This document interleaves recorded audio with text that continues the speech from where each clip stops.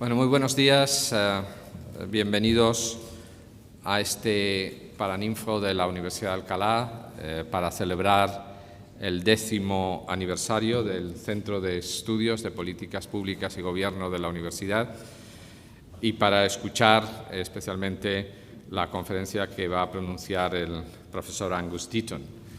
El Centro de Estudios de Políticas Públicas y Gobierno de la Universidad de Alcalá cumple este año 10 años, es nuestro 10º aniversario.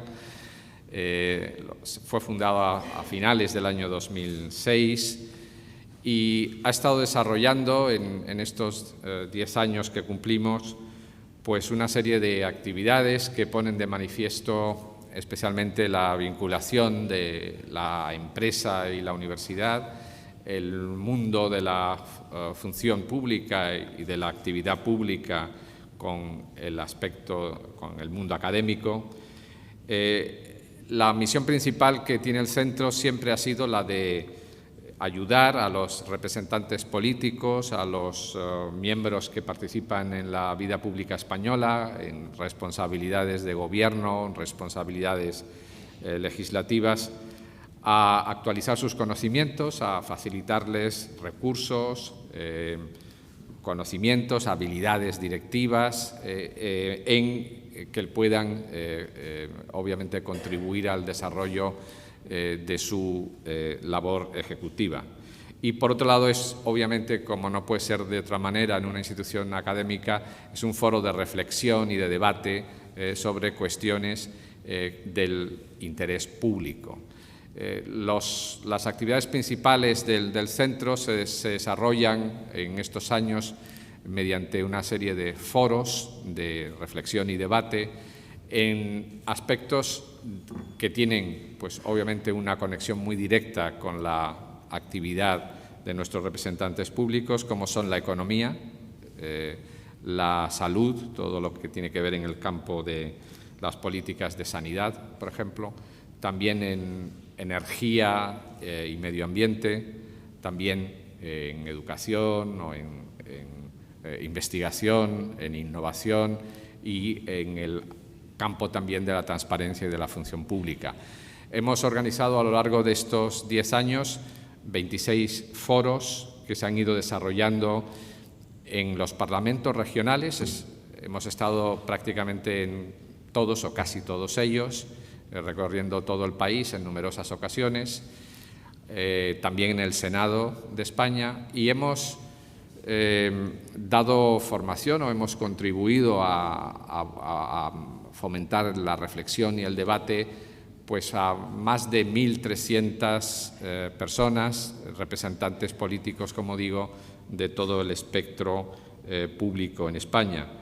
Más de 340 ponentes del más alto nivel, bien miembros del cuerpo académico de las distintas universidades españolas y extranjeras, o bien también personas relevantes en la administración de empresas o de instituciones, o personas que han desempeñado labores políticas en el pasado y que aportan su experiencia, han participado como ponentes en esta serie de foros, como yo creo que saben todos ustedes.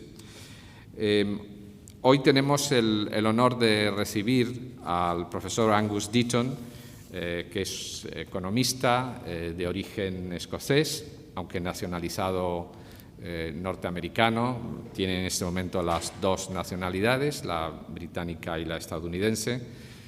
Fue educado en Edimburgo, donde nació, pero su formación universitaria se llevó a cabo en la Universidad de Cambridge, donde se licenció y donde se doctoró en el año 1975 con una tesis doctoral sobre modelos de demanda de los consumidores y su aplicación en el Reino Unido. Fue luego miembro del Fitzwilliam College de la Universidad de Cambridge, donde trabajó con los economistas Richard Stone y Terry Barker del Departamento de Economía Aplicada. Es matemático de formación y economista heterodoxo. Fue, después de su estancia en Fitzwilliam College, donde fue fellow en Cambridge, fue nombrado profesor de econometría en la Universidad de Bristol a partir del año 1978 y hasta el año 1983 estuvo en Bristol y en ese año fue invitado a incorporarse a la Universidad de Princeton. En el año 1983 fue nombrado profesor en Princeton, ha ocupado desde entonces la cátedra Dwight D. Eisenhower de Relaciones Internacionales y ahí es profesor de Economía, Asuntos Internacionales en la Woodrow Wilson School y del Departamento de Economía de Princeton. Abiertamente heterodoxo y autoproclamado keynesiano, es reconocido por su capacidad para relacionar elecciones individuales con indicadores agregados y por su capacidad por conectar dos mundos que ha demostrado que son complementarios, la micro y la macroeconomías. En el año 1980 publicó junto con John Muehlbauer el trabajo titulado Almost Ideal Demand System, o sea, sistema casi ideal de demanda, un modelo de la demanda de los consumidores empleado por los economistas para estudiar sus comportamientos, y es autor también de la célebre paradoja Deaton, la Deaton Paradox, basada en la observación de un exceso de suavidad en el consumo frente a las crisis imprevistas de los ingresos, ¿no? Y otras áreas de su investigación son la medición de la pobreza mundial, la economía de la salud y el desarrollo económico. Durante décadas, el profesor Deaton ha ayudado a comprender nociones fundamentales como las de pobreza, renta, bienestar y consumo en países como la India, especialmente, pero también en otros lugares del mundo. En el año 1978, todavía residiendo en el Reino Unido, fue el primer galardonado con la medalla Frisch, que es un premio otorgado por la Sociedad Econométrica cada 2 años a investigadores que han realizado su investigación y publicado su investigación en los 5 años precedentes en la revista Econométrica.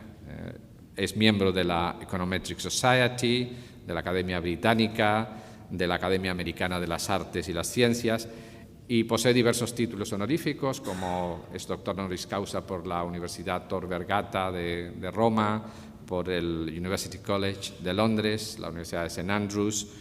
En el año 2009 fue presidente de la American Economic Association. Ganó en el año 2011 el premio de la Fundación BBVA Fronteras del Conocimiento en Economía, Finanzas y Gestión por sus contribuciones fundamentales a la teoría del consumo y el ahorro y la medición del bienestar económico. Y, bueno, ya lo saben todos ustedes también, el año pasado, en el año 2015, fue galardonado con el Premio Nobel de Economía por sus análisis sobre los sistemas de demanda, el consumo y los ingresos, la pobreza y el bienestar. So, Professor Deaton, I've been describing your CV as you can probably understand even without the translation. And now it's my pleasure to give you the floor. Le voy a dar la palabra para que nos ilustre sobre el tema bienestar, crecimiento y desigualdad, pasado, presente y futuro. You've got the floor. Thank you. Thank you very, very much. It's an enormous pleasure to be here in this beautiful ancient university and in this beautiful room. My only regret is that I cannot speak to you in Spanish, which is what I would like to do, but I hope you will bear with me and I will do my best not to talk too quickly. I'm also very glad to see that you can see the PowerPoints at least a little bit. Most of it is words, and so you don't need to see the PowerPoints, but I have some pictures and graphs that I'd like to show as I go, which are a little hard to describe in words. I'm going to talk about well-being and aspects of well-being, about growth and inequality, and what's going on in the world today, and what we might expect in the future. I'm also going to talk about some of the things that worry me the most about the world in which we live today. And I have a few words to say about policy, which I hope is relevant to help celebrate the 10th anniversary here. Now, all of us who read the newspapers every day, and maybe it would be a good idea to stop reading the newspapers, but if you read the newspapers, you realize that we live in a very difficult and uncertain world. Growth that we've so depended on for so long has been slowing down and has been faltering, as I say here, across the countries of the OECD, but also in China. Brazil, of course, is a spectacular example of falling growth. There's been slow or no recovery in much of Europe from the Great Recession that began in 2008. There's been rapidly rising inequality in many countries, and there's been a breakdown of much of the political arrangements that we're familiar with in Europe and in the US, where left-wing parties, right-wing parties are attracting enormous amount of political support.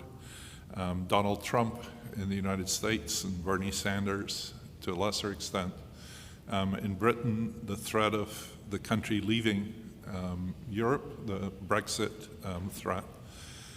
And if you think about all these things, you can get very depressed and you can get very worried about the future. And I think there are things to worry about, and I'm going to come back to them at the end. But I want to start by thinking about today relative to what has happened in the past, which is going to make the world look a little bit brighter. I mean, all these bad things can be true, but it's still true, as I will argue, that the world today is about as good as it's ever been if you take a long-run historical perspective.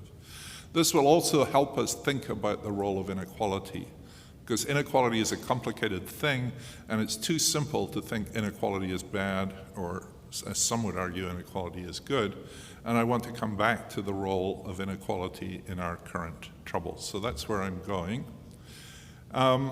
So I want to also say a little bit about well-being before I get there. Well-being has become a very popular word, and I think that's because no one really knows what it means, but it sounds good. So everybody's happy to talk about well-being. But I want to talk about well-being in at least two different ways. One is of all the things that make our lives worth living and that people have a reason to value. Now, that's partly material well-being, like income, wealth, stuff, iPods, all the rest of it, all that good stuff. But also health, morbidity, mortality. Mortality is life and death. Morbidity is being sick or being well.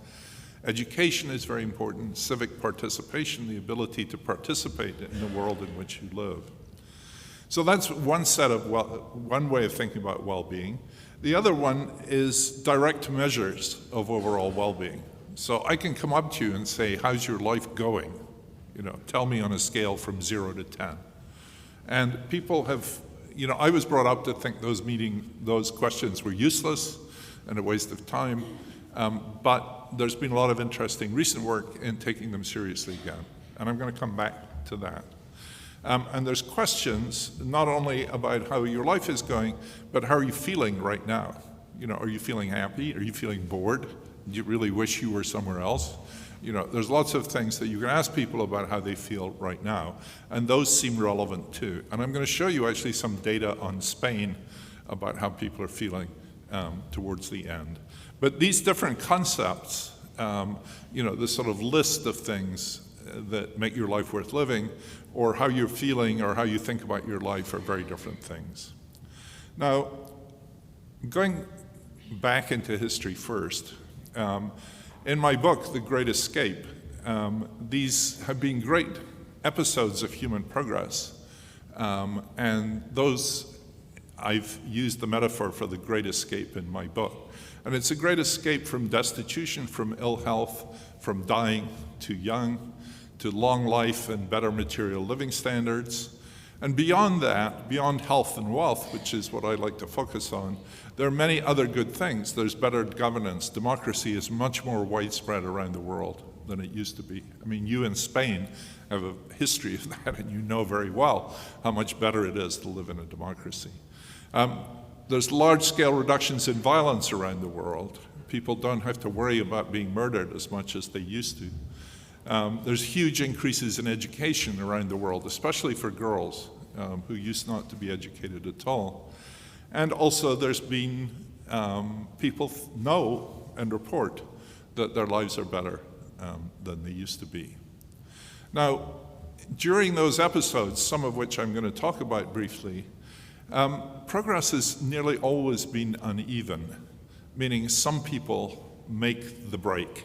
They escape from the prison of destitution and ill health, and they move to a world of riches and of longer health. But people, not everybody does that at once. They may do it later, but no one does it immediately on the first day, as it were. So that creates inequality. Now, that inequality is obviously a good thing, because it's just simply a way of rewriting progress. I mean, progress is not even, and so it's going to create inequality. You can't say the inequality is bad without saying the progress is bad, because they're the same thing. So it makes no sense to just condemn inequality. I'll give you plenty of reasons to worry about inequality in a minute, but that's not one of them. And beyond that, the inequality that's created by some people escaping gives an incentive to the people who are left behind to escape too. So it's not just a marker of success, it's an incentive to future success. And that's another one of the good sides about inequality. Now, there's a note there just to remind us that progress is not always even, and there have been terrible setbacks, periods of wars or famines, terrible political events, and so on. Now, the most famous episode, which is the sort of episode that's the leading guide in my book, is what historians now today call the Great Divergence, which was the sustained economic growth and improvements in health that began in Northwest Europe between 1750 and 1850, spread throughout Europe, and then eventually, many hundreds of years later, to the rest of the world. But that escape by those few countries in Northwest Europe sowed the seeds of the increases in material living standards and increases in life expectancies which we enjoy today. And of course, it pulled those countries away from their neighbors at first, and certainly from the rest of the world. So that it's not as if other countries had not had periods of prosperity, and modern scholarship has done a very good job of showing how prosperity recurred at many times, for instance in China in the 11th and 15th century. But the divergence is real. It's not just, the question now is not just why the West, it's why did the rest not develop and have sustained economic growth. But this great divergence that started in the 18th century, these gaps have never really closed. So if you look at the huge inequalities in the world today between Europe and Africa, for instance, those inequalities have been there and started in 1750. I mean, not exactly in 1750, but I mean, it was that progress that created that inequality, and these gaps are still there. I'll show you some of the closing gaps in a minute. Now, of course, let me emphasize is health as well as wealth. Life expectancy began to rise in Britain in the middle of the 18th century in parallel with the Industrial Revolution, and this led to inequality in life chances, not just with other countries, but also within Britain, which is what in the modern epidemiological literature is called the gradient, the fact that rich people live longer than poor people. And I'm going to show you some examples of that in a minute. Gradients exist in all countries today.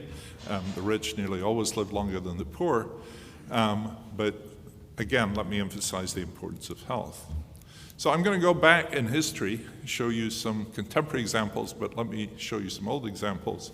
And I want to show you something about the aristocrats and the ordinary people in Britain a long time ago. So this is the first picture that you probably want to be able to see.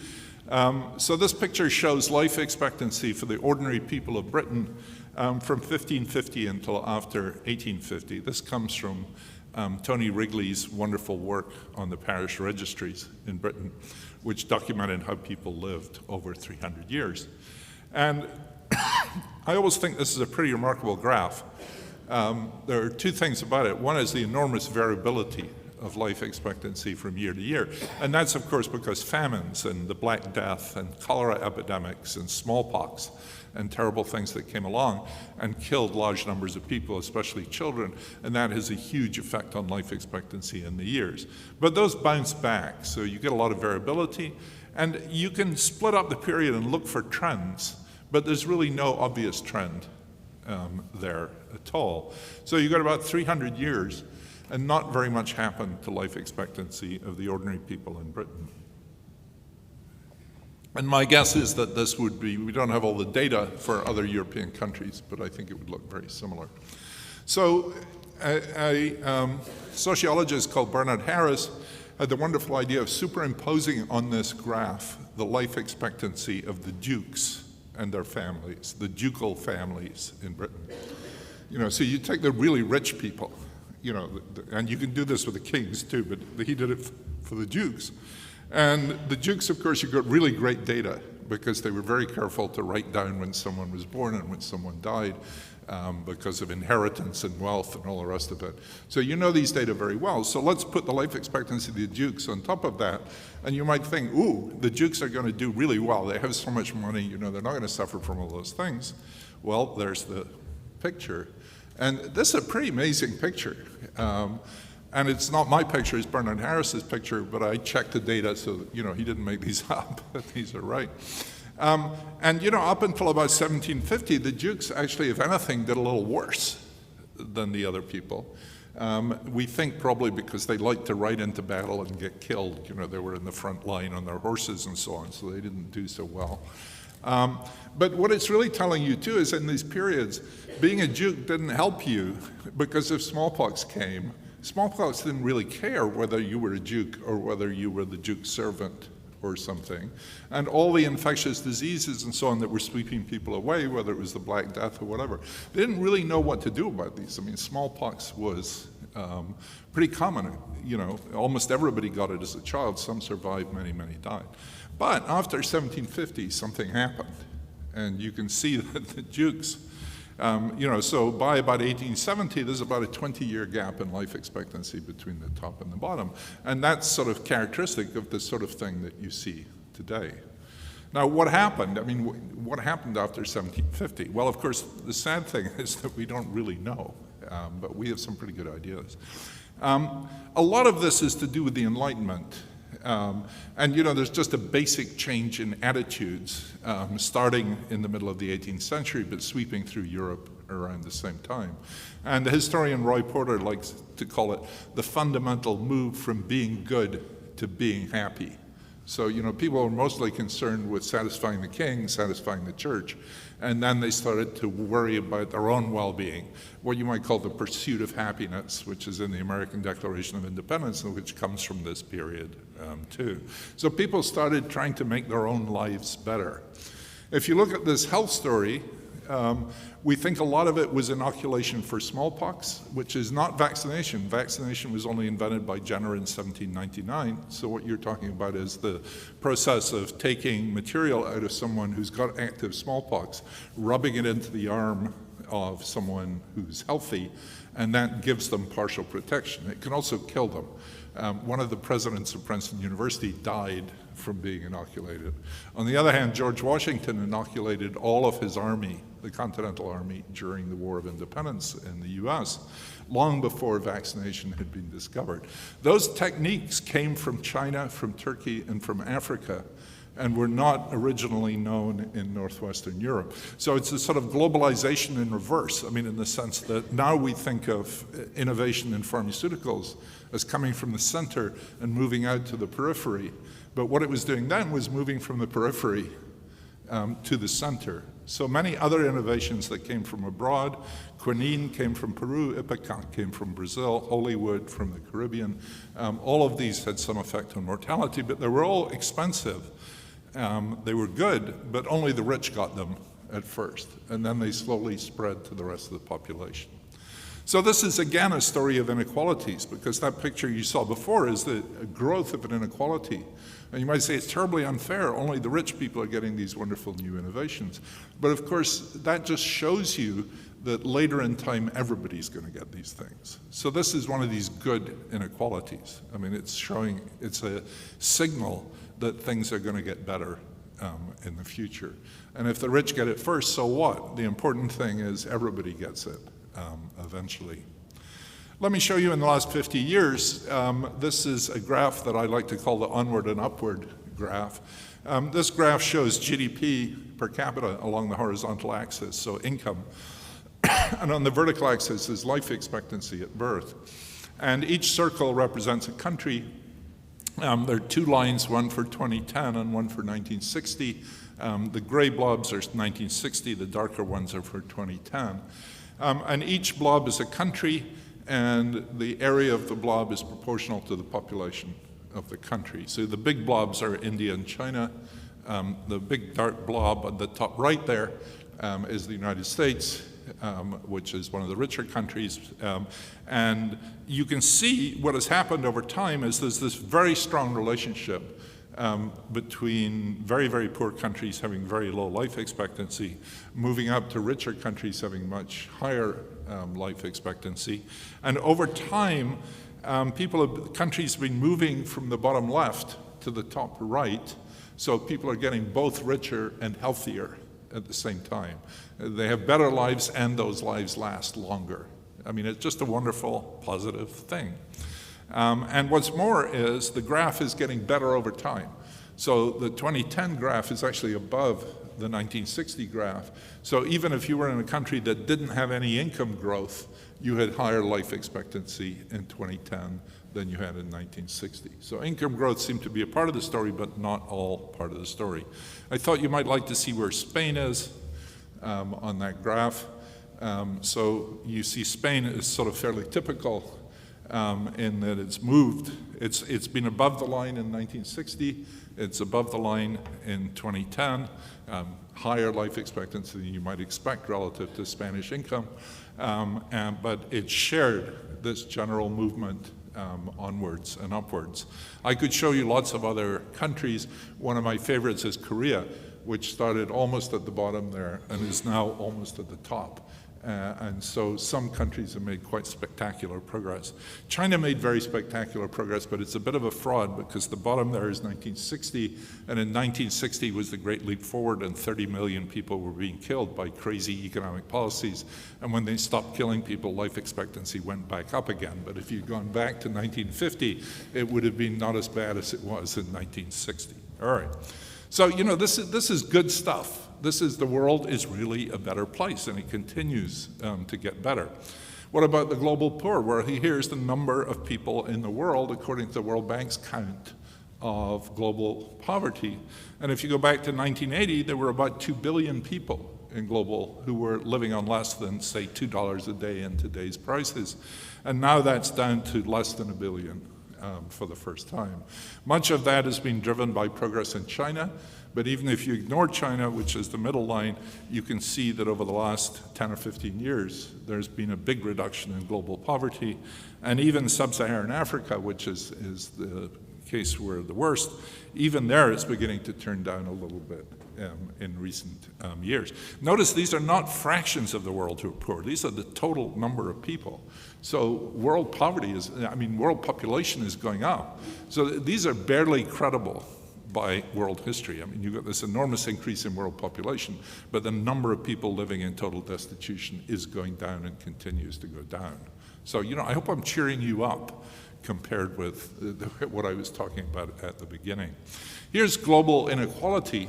And I don't want to explain all this graph because I don't have time, but this is just a measure of the differences.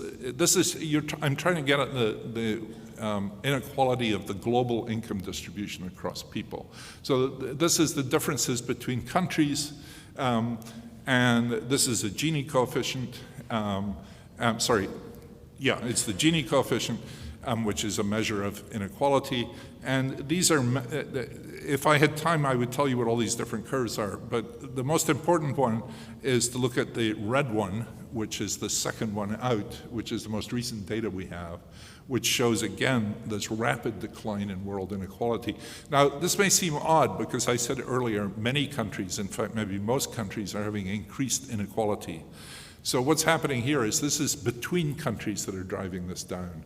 So it's the same as the poverty graph in subsets. I mean, what's happened is you've got 2.5 billion or more than 2.5 billion people in India and China who've moved from complete destitution to something like lower middle class standards. So they've gone from the bottom of the world income distribution up to the middle of the world income distribution. And that has a huge closing effect on overall world inequality. And of course, it's completely consistent with many countries having expanding inequality within them. All right.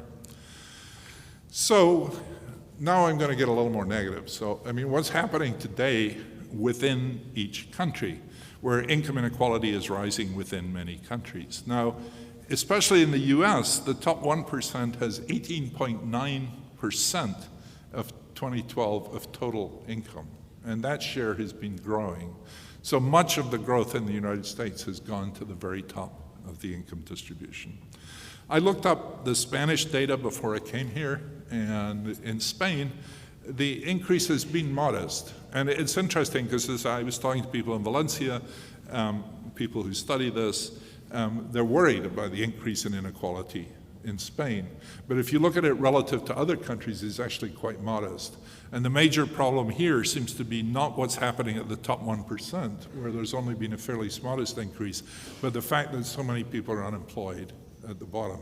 So the widening inequality in Spain has mostly come from the bottom falling out rather than the top getting super rich. So the top 1% in Spain went from 7.5% in 81 to 88.2% in 2012, but was actually higher in 2006. According to the OECD, the bottom decile, the bottom 10% actually did better than the top decile from the mid-80s. And the Gini coefficient in Spain is relatively low and falling. These are, again, OECD statistics. I put OECD in brackets because these are not my own numbers, and I'm not endorsing them. And the OECD sometimes get these things right, and it doesn't always get these things right. So Spain, in that dimension, has been doing relatively well in the sense that this is not such a huge issue as it's been elsewhere. But economic growth is slowing decade by decade. And I wanted to show you some pictures from the wonderful Federal Reserve Bank of Minneapolis that does these wonderful graphs. So here is just a picture of year-on-year growth from the US.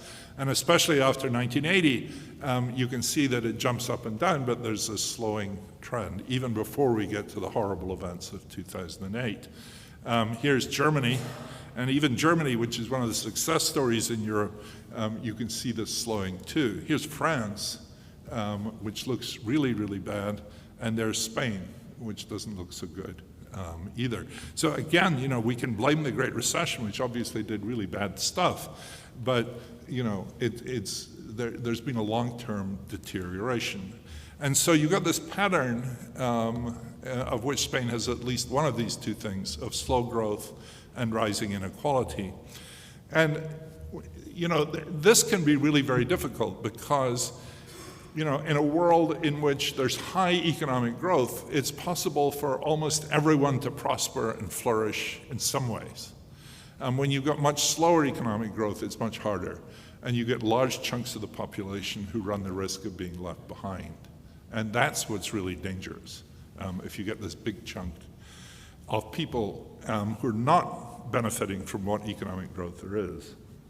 Now, here's some evidence that is recent evidence that I think is really, really scary about the US. So there's some work by the ethnographer Kathy Eden showing that a substantial number of people, maybe about 3 million people in the US, including substantial numbers of children, are living in households who have less than $2 per person per day. And this is the US we're talking about, not India. And you might say, how can you possibly live on $2 a day in the US? You can just about get by on food and clothing, but it's almost impossible to get housing at that sort of price. So these people, horrible things are happening to these people. And it seems to me that on $2 a day, you do much better being in India or Bangladesh or Africa than you would be in the US and trying to find shelter at that price. So I think these 3 million people in the US are probably worse off than the global poor that the World Bank documents. The other thing that in work with my colleague and my wife, Ann Case, we documented that among white non-Hispanics in middle age, especially those with low education, Mortality rates after 100 years of decline, almost 100 years of decline, have turned around and are actually going up. People would not believe us at first, but the CDC has just issued a report confirming our numbers. And we went around the country showing these pictures, and people just could not believe that what they were seeing was actually true. And in fact, the CDC has now confirmed that life expectancy for white non-Hispanics is falling, and that the overall mortality rate in the United States in 2015 was higher than the overall mortality rate in 2014, which is just not supposed to happen. What are these people dying of? It's not the major killers like heart disease and cancer. They're dying from suicides, from overdoses of drugs, mostly accidental overdoses of drugs. Some of these drugs are illegal drugs like heroin, but the vast majority of them are legal prescription drugs, which are being overprescribed in vast quantities in the United States, and from liver disease associated with alcoholism. So this is a scandal. It's a terrible loss for those people, and it's a danger, especially a political danger, to the rest of the country. So you have this group of people, these white non-Hispanics, especially among working class, who've been really, really left behind, and they're incredibly angry, and they've really been harmed, and they're voting for Mr. Trump in very large numbers. The Washington Post took our data and plotted our data against Trump voters, and there's a very, very tight correlation county by county across the United States. I just wanted to show you some pictures. I drew a couple of nights ago the figures for Spain, but Spain looks like the UK here. So there's nothing bad happening in Spain. So these are all-cause mortality, ages 45 to 54, from 1989 through to 2013. And you can look at all these countries. They're different mortality levels, but they're all going down at about 1.5% to 2% a year. There's no US data there. If you put the US data on there, it looks like that. And so the red line is US whites, non-Hispanic whites, and the blue line is US Hispanics, which looks just like Spain. So maybe it's appropriate that being Spanish, being Hispanic works in both places, but they're doing just fine. The reason that African American black mortality is not on here is because it's much higher than whites, but it's been falling very, very rapidly. So the blacks and the Hispanics are doing fine by this measure. Well, they're not doing fine. Blacks still have this very high mortality rate, but it's improving very rapidly. So the people for whom things are getting worse are these white non-Hispanics. This is for the whole population, but if you split it up by education group, it's much, much worse for the people who only have a high school or less education. People who have college degrees, the mortality rate is going down, though it's slowing too. So inequality is implicated in today's uncertainty. Inequality can reflect productive incentives, the successful innovation that I've talked about. But the slow growth in inequality, first of all, you've seen these people being left behind, which I've really talked about. Working people feel that politics doesn't work for them anymore. In the US, this is made worse by race, but I think this is a lot of what's going on in Britain with Brexit. For instance, these people have not done very well for a long time, and they're looking for someone to blame, whether it's the European Commission or immigrants or whatever. So there's a lot of scapegoating goes on in that situation. There's a lot of arguments in the economics literature recently that extreme inequality by itself may actually hamper economic growth. There's a real concern that some of the increase in inequality at the very top is driven not by people having successful innovations, but by rent-seeking and corruption. I mean, something you've had some experience of in Spain too. I mean, when the bankers get together with the government, you really begin to worry, and people can look for regulations and lobbying and things that protect their profits, that make them very rich, but at the expense of other people. There's been a lot of increased concentration in industries in the US, and the share of profits in GDP has been rising relative to labor. And there's a real worrying that this wealth is being used to capture the political process. So, you know, I talked at the beginning about the good side of inequality. the fact that it reflects progress, reflects incentives, but this is the bad side. I mean, this is what happens if people are excluded from the political process, and the rich are doing it by hurting everybody else instead of helping everybody else, and that's a very different sort of inequality. Albert Hirschman had this wonderful story, and I don't have time to go into detail, but the idea is that people accept and like other people doing well if they think it means they have a chance to do well too. If for years and years it doesn't happen and only other people get better off and you never get your chance, people get very upset. And I think a lot of that's what's happening in the US and Europe today. So that I think inequality is implicated in these bad things that are happening.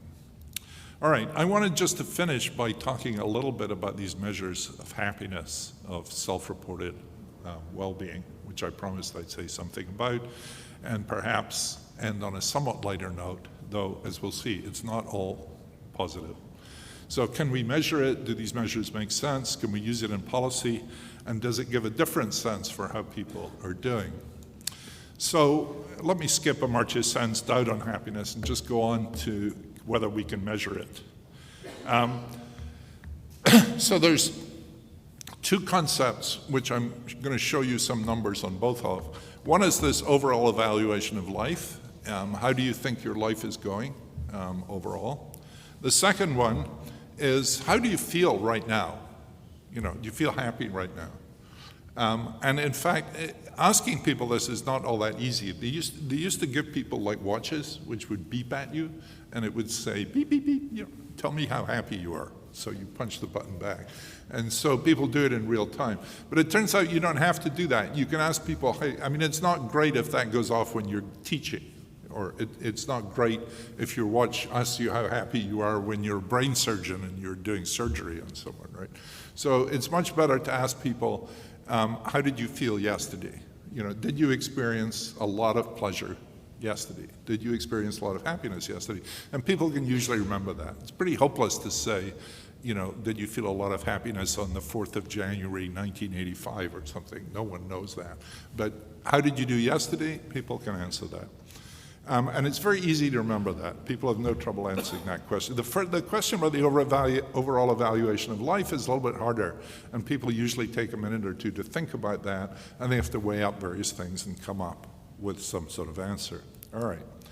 So where'd you get data on these things? Well, my good friends at the Gallup organization have been polling 1,000 people every day in the US since January 28, 2008, and they've been running a world poll in which they ask about 1,000 people in each country of the world in each year, and they've now covered more than 150 countries, and they use the same questionnaire in all countries, and they ask these same questions.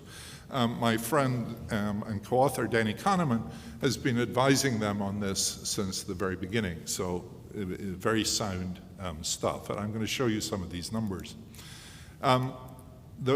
The question about life evaluation was invented by someone called Cantrell, and this is the question, so think how you would answer this question. Please imagine a ladder with steps numbered from 0 at the bottom to 10 at the top. The top of the ladder represents the best possible life for you, and the bottom of the ladder represents the worst possible life for you. On which step of the ladder would you say you personally stand at this time? Okay? So I can tell you what people in Spain say. They say about 7. And in the US, it's somewhat similar. The Danes are the champions. They're very happy with themselves. They say about 8. But notice the word happiness does not appear there. It's purely an evaluation of life. It's not asking you how you're feeling right now. And this thing is very different from the feelings in most of the contexts in which we've looked at it. Though the numbers I'm going to show you look rather similar. Now, of course, one of the things we're particularly interested in across countries is how this relates to national income. Are richer countries higher on the ladder, or does money not matter beyond some point? So here's some numbers for the world. So this is the same sort of graph I showed you before. So we got income along the bottom. It's now on a log scale. So you'll notice these numbers are quadrupling for every point we go across here. And then this is the average ladder score. And you can see this just very strong positive relationship between national income and the average ladder score. You go places like Sierra Leone and Togo and Afghanistan, right down near the bottom, which is where you might hope, well, expect them to be. And you can see Denmark, the world champion, way up at the top there, and Norway.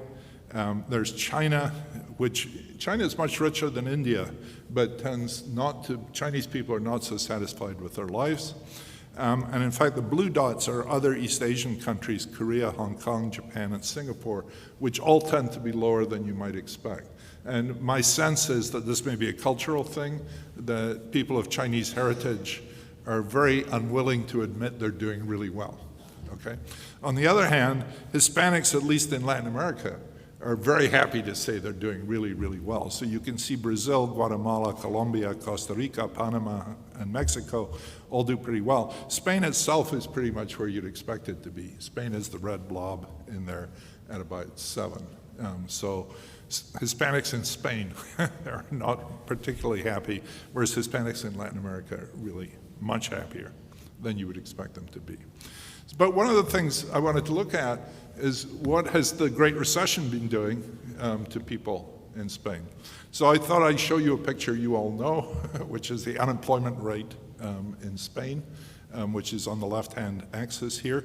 My data only go up to the beginning of 2013, and I just haven't done the work to update this yet, but this will show you the main thing. So you've got this catastrophic increase in unemployment after the Great Recession, and you can see the double dip where it begins to increase again.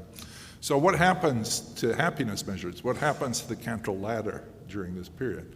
Well, see if I can do this. There's the Cantrell ladder, which is, it's just exactly the opposite of the unemployment rate. And you can see it was up there at 7.25 or 7.3 or something. You get this big increase in unemployment, and it falls by a huge amount. I mean, that's an enormous increase. And then it's going up for a bit, and then the second dip comes, and it goes down again. So this tracks very well.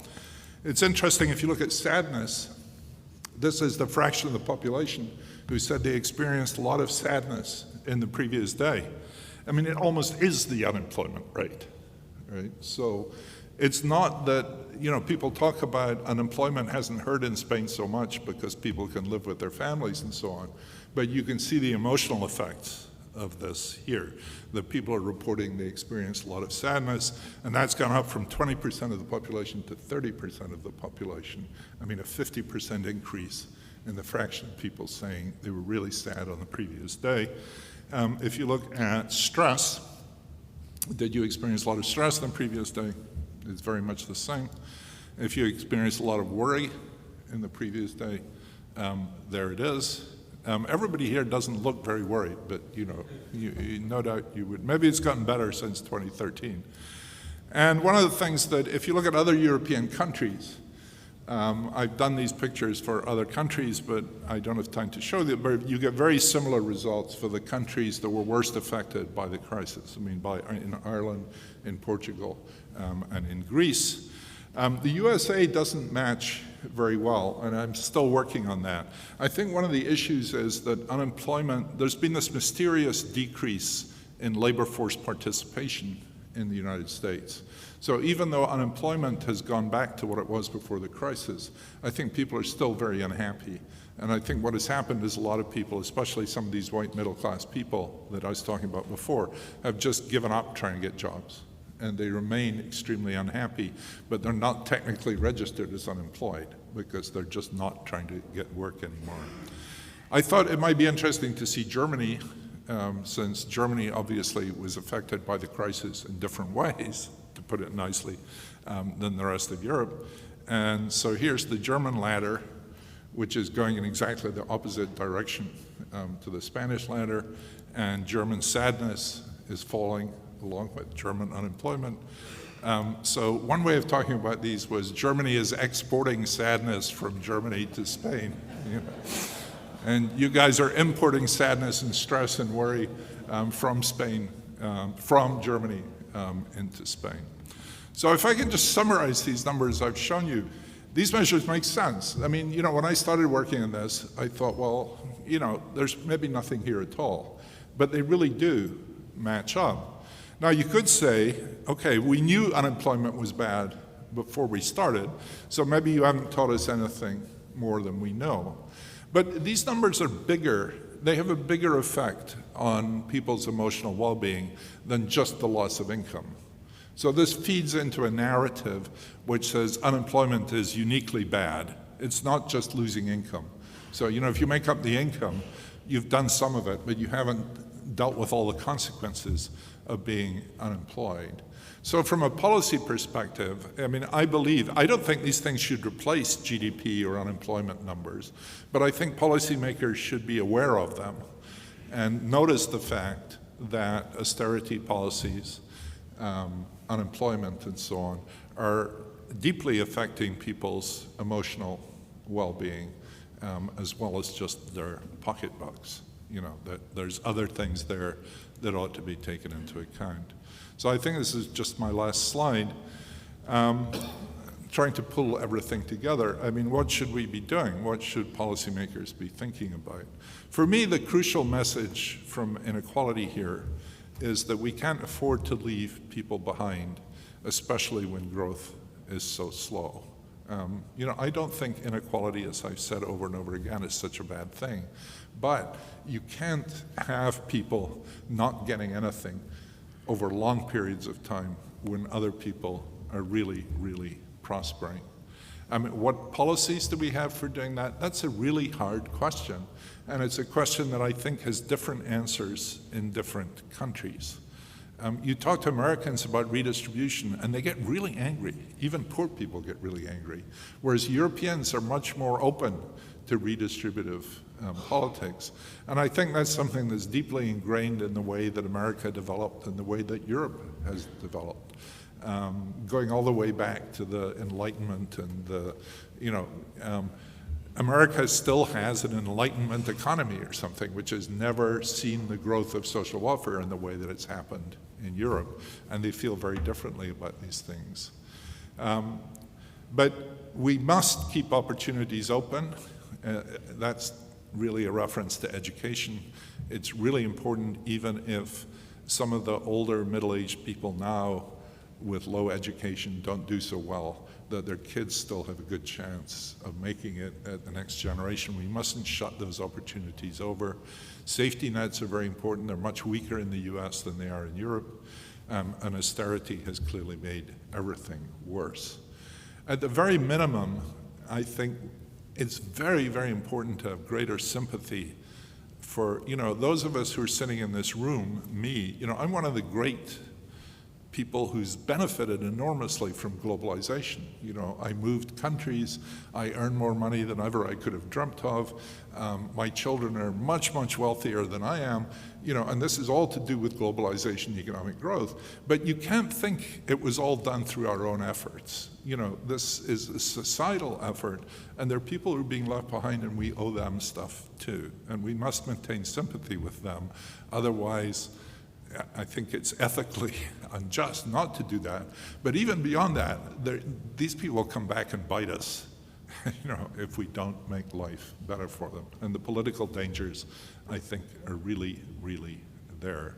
So we may not like the solutions that many of these people, I don't like Donald Trump. I mean, I think Donald Trump would be a catastrophe. I don't think picking on migrants or on Muslims or any of those sort of things, or trying to violate trade treaties, are going to make things better for these people. So the solutions that they're coming up with, I think, are terrible. I'm very much against Brexit. I hope very much that England stays there. But just because we don't like the policies that are coming out of this, that doesn't mean that these people don't have a genuine grievance. And we have to think about policies that genuinely address these grievances and not just pretend to. Thank you very much.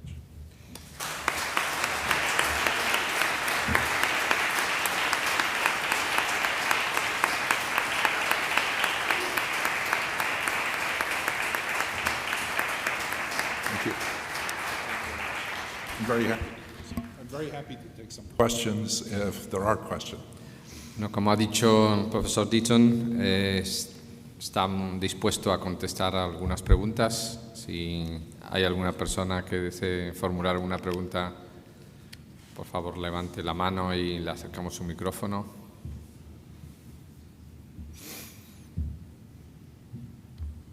Sí, aquí por favor a la derecha, profesor Sotelo. Hi, thanks Professor Deaton for an inspiring presentation with sound conclusions that I share I think most of us share. Like, for example, the importance of happiness and things like that. Suggested things that nobody takes into account. My question has to do with a concept that you've mentioned in one of your last slides, keeping opportunities open. It has to do with education, maybe, so I would like to know a little bit more about your views on this important topic and its connection to closing the inequality gap, or at least bringing this gap to a minimum level where inequality becomes good, as you have mentioned. Right. I'd like to know a little bit more about that. So one of the, I mean, it's really, really a great question, and I didn't put more there because I don't know very much more. But it's become clear to me as I've been thinking through these issues that education has been getting bigger and bigger and bigger in my thoughts as to how important it really is. I'm not an educational expert, but here's a few things that have become clear to me. If you look at these white working class people in the United States and the places where they live in towns that used to have factories, and those factories are now in Cambodia or they're in Vietnam, and there's no factories there anymore. There are people who used to work for IBM who are now working for McDonald's, or they don't have jobs at all. So that's the direct effect on them. But the other effect is in those towns, the tax bases have also collapsed because the businesses that paid taxes, the people who paid local taxes are either not working, the businesses are not there anymore. And so the educational systems are under terrible threat. Because the local authorities who fund education in the United States simply don't have the money, so they're cutting back on schools, and the schools are under threat. So, you know, educational opportunity has been a part of the American dream that Americans really believed in. You know, so Americans educated their children earlier and better than many European countries. So it's the sort of one area in which America has been socially more advanced in some ways. And so I think this is really under threat, at least for those people. So Bob Putnam has a wonderful new book called Our Kids, and he talks about, you know, he grew up in a working class town in Ohio called Port Clinton, and, you know, he's a top professor at Harvard. And he feels that in the world today, the kids in Port Clinton would not have the opportunities they had. And then, as always in America, race and ethnicity gets wrapped up in this. And in a school, in top schools, both you know, children's schools and colleges and universities in the United States, what has happened is that the rich elite are prepared to spend almost infinite sums of money to make sure their kids get into those schools, even from kindergarten. You know, I've seen this with my grandchildren. You know, I thought I was past this, but here are my kids desperately trying. Even my kids are very wealthy, but getting their kids into the schools they want to get them, even when they're 5 years old, is incredibly hard, in Manhattan in particular, but elsewhere in America too. But these same schools are also admitting large numbers of minorities, of African American, Hispanic kids who've otherwise been discriminated against, in the very worthy cause of trying to reverse decades of discrimination and injustice. And so what you've got in these schools is you've got the rich kids whose parents are paying twice over and are supporting the minority kids who are on scholarship and who are not paying the full amount. And there's no room in the middle anymore. And the places that used to go to these white working class kids, or who had a chance of getting them. There's no chance of getting in anymore. I was at Brown University 10 days ago, and the president there told me that her problem at Brown is they have no middle class. They have working class kids, they have rich kids, and there's no middle class anymore. So this middle class, and see, you can see why they're really angry, and why, you know, this sort of racist, exclusionary politics of Donald Trump are appealing to those people who feel that they've been left behind. And it's a very dangerous situation because the minorities are not sympathetic to this at all, because they say, well, you're losing the privileges that we never had. You know, stop complaining. You're beginning to see what life has been like for us for a long time. And I think education could become a real battleground, which it is being. I mean, there's a lot of disturbances on college campuses. But I think that's where I'm going to devote a lot more of my thinking and a lot more of my concern, which is trying to preserve these escape routes or these opportunities for these kids, because I think it's vitally important.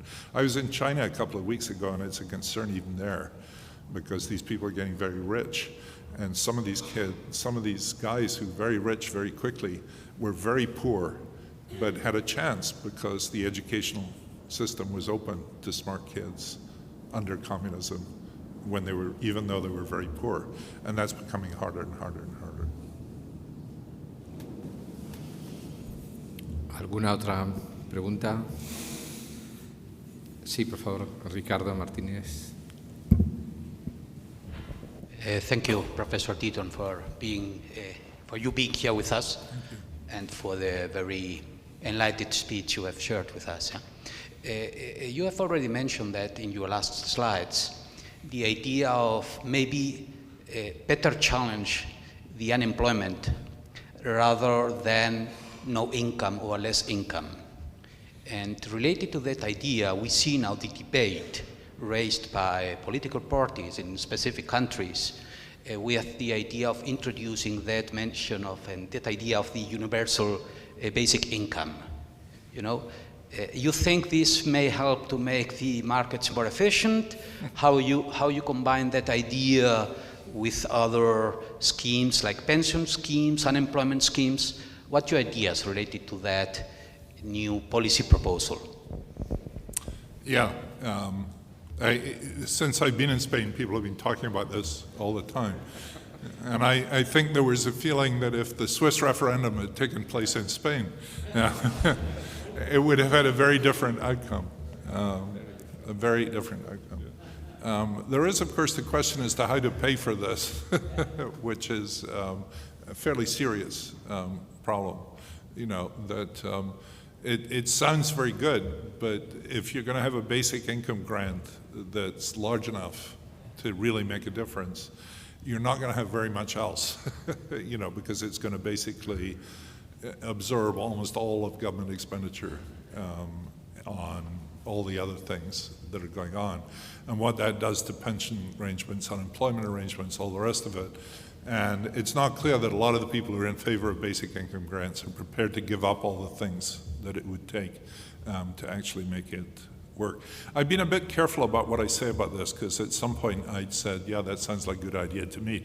And then there were headlines all over the country's newspapers, and not in Spain, saying Deaton is in favor of basic income grant.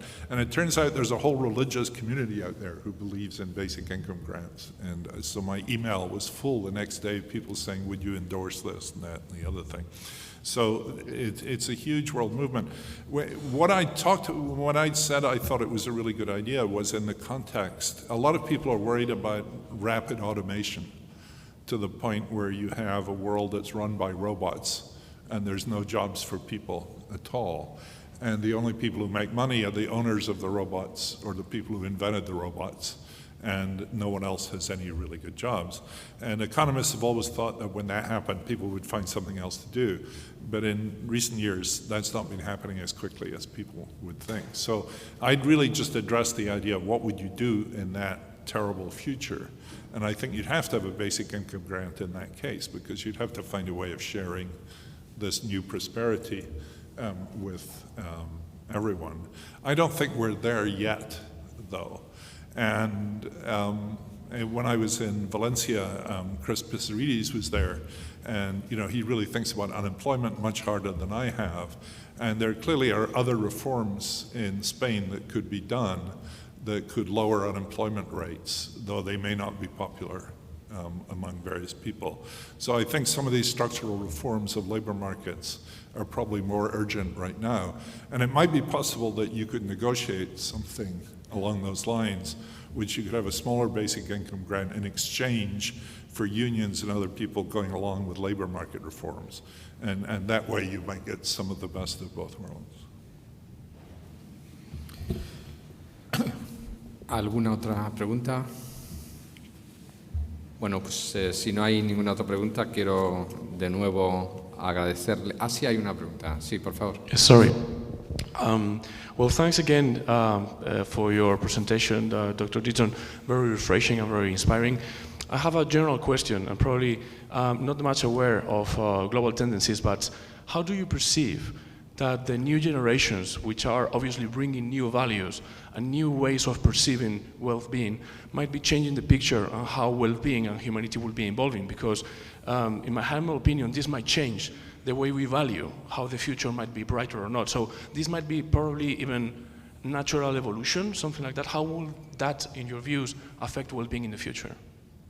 Yeah, well, I think there are two convergent trends here. One is a work I associate much with Amartya Sen, though he's not been the only person pressing for this, which is to focus only on GDP is a terrible mistake. And we must go beyond GDP. And even within GDP, even within income, we should be thinking about the distribution of income, for instance. So here we are in a world in which poverty and inequality have become central issues. And yet if you focus on GDP, they're completely invisible. And so getting beyond that, even within the income space, well, what he would call the income space, but even if you only really care about income, you've got to care about its distribution as well as the total.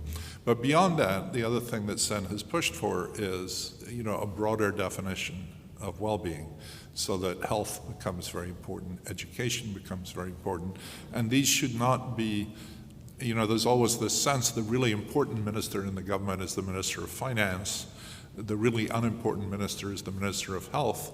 The Minister of Health is nearly always a woman, the Minister of Finance is nearly always a man, and it tells you something about the relative status of these things. And that balance, I think, has got to change, and it is changing. And then, as you say, and among some older people, but also among the young people, there's very much interest in these direct measures of well-being. And my view is that those should not take over from the conventional measure, but that they're very important supplements, and that governments ought to pay attention to how people feel. I mean, I don't think it's the only thing they should pay attention to. And we're not going to go to a world in which everything's governed by referendum depending on how people are feeling today. On the other hand, if people are really feeling miserable, and the work I did with Danny Kahneman just suggests that there is at low income levels, just very strong negative effects on emotions of being poor. And it's the things that seem to make people's life really good on a day-to-day basis, or spending times with friends, or going to a sporting event. When I was here in Spain a few years ago, and people kept asking me about this stuff, and I would say to people, well, did you experience a lot of happiness yesterday? And they'd say, yes. And I said, well, when were you really happy? And it was during the last Euro soccer tournament. And they said, I was really happy when Spain came from behind and won the game, And I think that's an archetypal sort of example, that people are sitting around with friends having a beer or two, and they're watching the soccer on television, or they may be going to a match. And if you're so short of money that you can't afford to buy some beers or have your friends around or travel or something, that really, really undercuts your emotional life. Well, you might say, well, we knew that money was important, but it's more complicated than that. It's just saying that poverty is really bad. Money's not so important on your emotional life once you get past some threshold. So again, that's a different way of thinking about things. And I hope it gets into policy, and I think it's beginning to. The OECD has been very, very enthusiastic about pushing these measures, more so than the statistical community in the US, but even there's some interest too. So yes, and I think if politicians pay more attention to well-being, well-being will be better. No, muchas gracias. Ahora vamos a tener la ocasión de seguir con el profesor Deaton. Tenemos un vino español en el patio de filósofos, que ese es el patio antes de llegar aquí al Paraninfo. Únicamente quiero agradecerles a todos su asistencia al acto y especialmente al profesor Deaton, agradecerle que nos haya concedido su tiempo, que haya estado absolutamente disponible, tanto para la conferencia como para las preguntas en el día de hoy. Ha sido un privilegio recibirlo en esta universidad. Muchas gracias.